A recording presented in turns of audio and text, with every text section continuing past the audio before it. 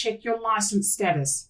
Okay, it doesn't matter who you are, what you are, where you work within the industry. Get onto the Fair Trading website, do a license check. So look it up in terms of, check your license.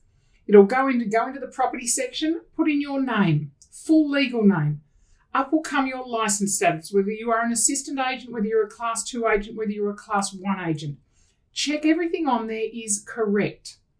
Okay, so if you're an assistant agent, check that the address where your certificate of registration is registered is where you work. If you are, check your name is correct.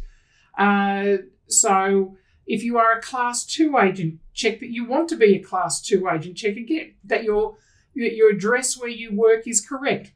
If you are a Class 1 agent, check that all of that is correct. Go in and check your conditions. If you have an auctioneering accreditation, check that is on there. Now, some people that hasn't come through as yet, and it will, but just double checking that. So if there is something incorrect about your license, if you believe you should be a Class 1 and you've been given a Class 2, then, if you applied for a corporation license just before the cutoff of the 23rd of March, you may well still be waiting for that corporation to be approved and be processed. Therefore, you might be sitting on a Class 2, and then when the corporation is processed, you will transition to a Class 1. But if you want to check this, if it's not correct, then send an email to the licensing branch. Now, I'll say it twice whilst you're rushing for a pen to write this down. Property licensing at customerservice.nsw.gov.au. You want to send them an email, property licensing, so licensing at customerservice.nsw.gov.au. It's on their website. It's, check with us if you haven't got that down fast enough.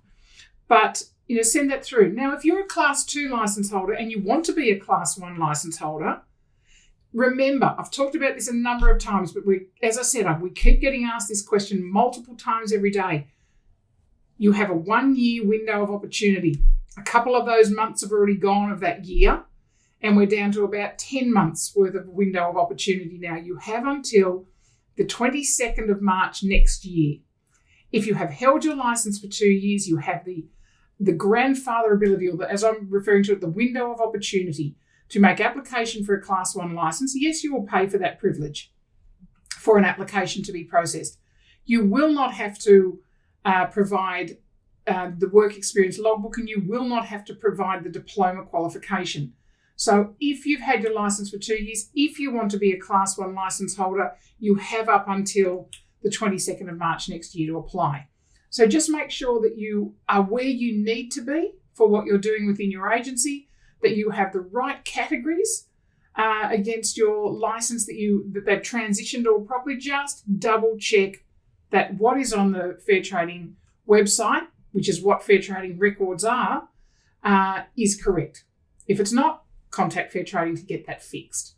Okay, or at least find out why it's on there. It might be part of what you've sent in, might be part of what you haven't sent in. Okay, but certainly you need to start that discussion if it's not correct. And whilst we're talking about your license renewals, just one more reminder of the many, many times that I've said this. Your license renewal date has absolutely no connection with your CPD. It used to. For the last 17 years, it's been your renewal date has been when you had to have your CPD done by. Renewal date is no longer connected. Your renewal date stays your renewal date. You will renew on that date every single year. Now, so if that's July, that's fine. If that's October, that's fine. If it's next February, that's fine. Whatever it happens to be, stays the same. Your CPD now, there is a CPD year from the 23rd of March every year till the 22nd of March the following year, year after year after year. So you have until the 22nd of March to get your CPD done. If you are a Class 2 or a Class 1 license holder, you have this year, you have 6 hours of CPD to do. 3 hours of mandatory topics and 3 hours of elective topics. Not elective as in you can choose to do it or not. It's elective as in you can choose which topic you want to actually participate in. It is compulsory that you do 6 hours of CPD. 3 with the mandatory or the compulsory topics as set by fair trading, and only certain approved providers can do that. And obviously we're one of those approved providers. And then 3 hours, you can choose your topics. This morning I ran a 3-hour CPD elective topic for salespeople, and it was all about emotional intelligence and linking that into your agency agreement. So a little bit of compliance, a little bit of how you can make that work practically for you. So, there's lots of topics to choose from.